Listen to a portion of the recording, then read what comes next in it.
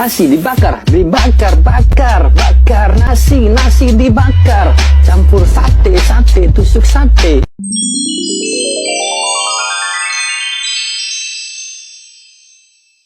Halo semuanya, perkenalkan kami dari kelompok 3 Sejarah Wajib kelas 11C SMA Negeri 3 Kota Singkawang. Di video ini kami akan membahas mengenai pergerakan nasional.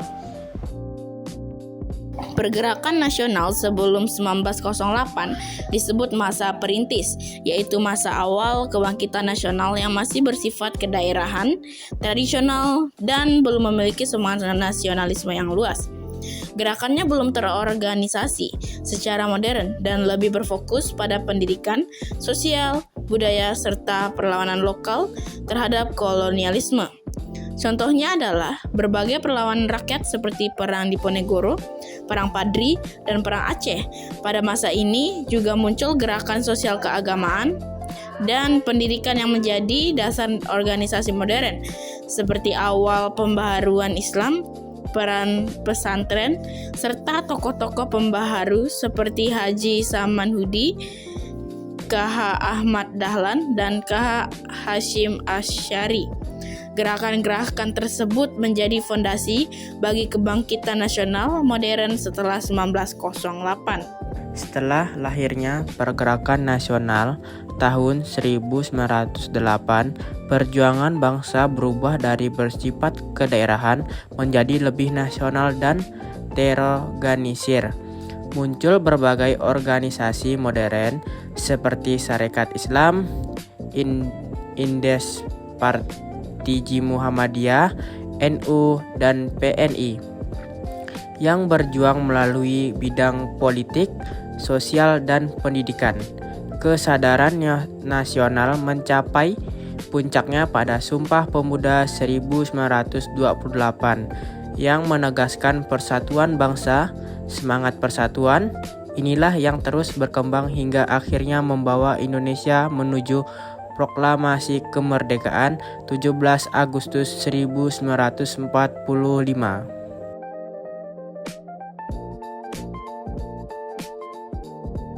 Lahirnya pergerakan nasional secara internal dipicu oleh penderitaan rakyat akibat penjajahan, kenangan kejayaan masa lalu, munculnya kaum terpelajar, dan adanya diskriminasi rasial. Faktor-faktor ini menumbuhkan kesadaran nasional dan rasa senasib sepenanggungan yang mendorong perlawanan terhadap penjajah dan semangat untuk bersatu membentuk negara yang berdaulat. Faktor-faktor internal penyebab lahirnya pergerakan nasional. Penderitaan rakyat akibat penjajahan, penindasan dan penderitaan yang dialami rakyat secara terus-menerus, seperti saat tanam paksa, memicu kesadaran untuk melepaskan diri dari penjajahan. Kenangan kejayaan masa lalu. Ingatan akan kejayaan kerajaan-kerajaan besar seperti Sriwijaya dan Majapahit membangkitkan keyakinan bahwa bangsa Indonesia dapat kembali menjadi bangsa yang besar dan merdeka. Munculnya kaum terpelajar, pendidikan barat yang diberikan oleh pemerintah kolonial.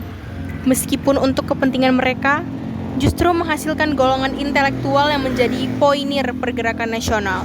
Mereka inilah yang kemudian mendirikan organisasi modern untuk menyatukan perjuangan.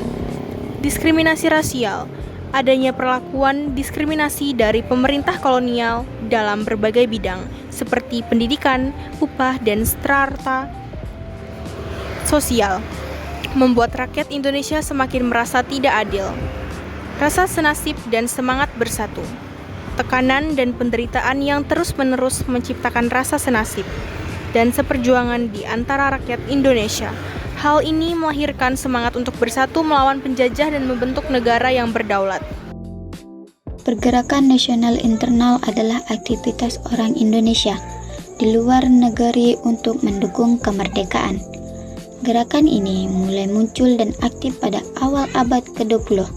Salah satu interaksi penting dari luar negeri adalah Granda November yang dibentuk pada 15 Juli 1913 di Amerika Serikat dan Kanada, yang meski berfokus pada India, turut membangkit semangat anti penjajahan. Tujuan pergerakan nasional adalah meraih kemerdekaan Indonesia, membebaskan rakyat dari kolonisme, meningkatkan kesejahteraan, memperkuat persatuan, serta menegaskan hak bangsa untuk menentukan nasib sendiri.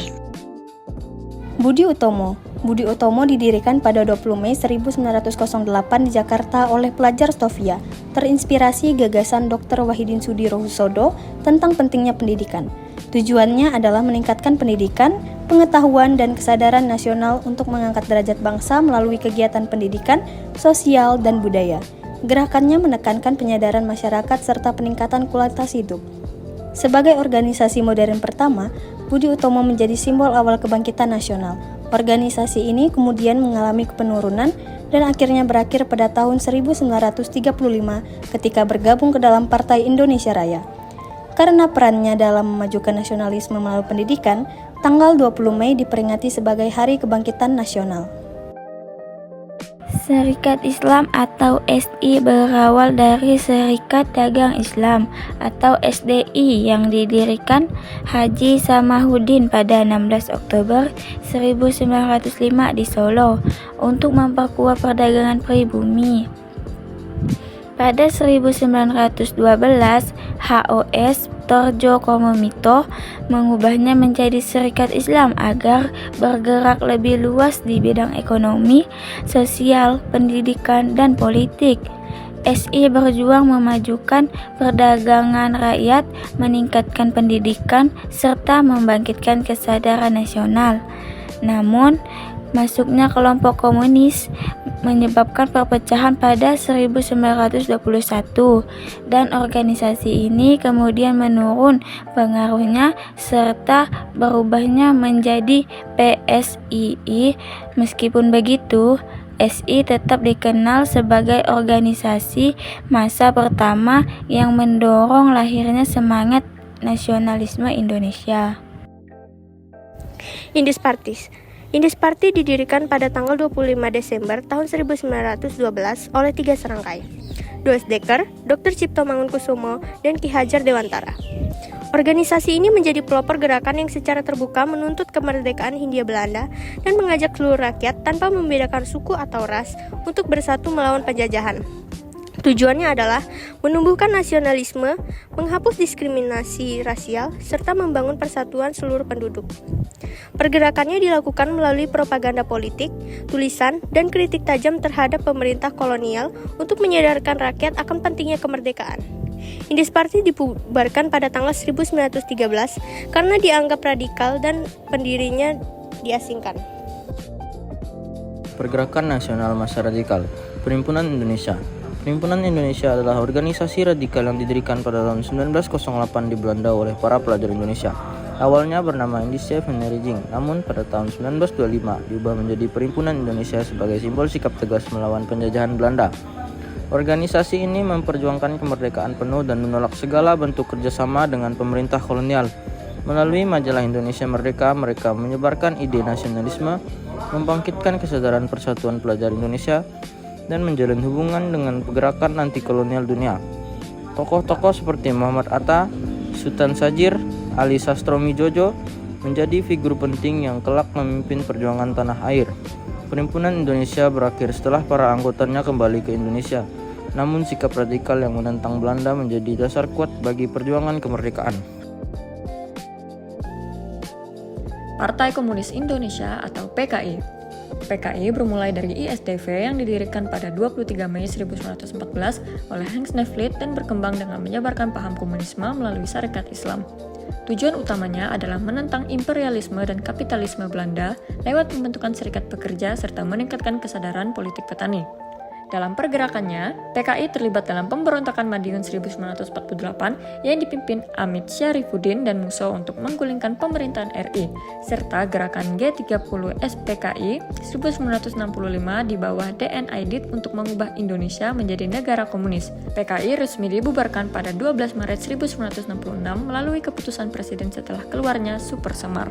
Terakhir, Partai Nasional Indonesia atau PNI. Partai Nasional Indonesia didirikan oleh Soekarno pada 4 Juli 1927 dengan tujuan memperjuangkan kemerdekaan melalui asas self-help, non-kooperatif terhadap Belanda, dan Marxisme. PNI mengorganisir rakyat kecil atau kaum marhaen sebagai kekuatan perjuangan dan aktif menyebarkan ideologi nasionalisme untuk membangkitkan persatuan bangsa.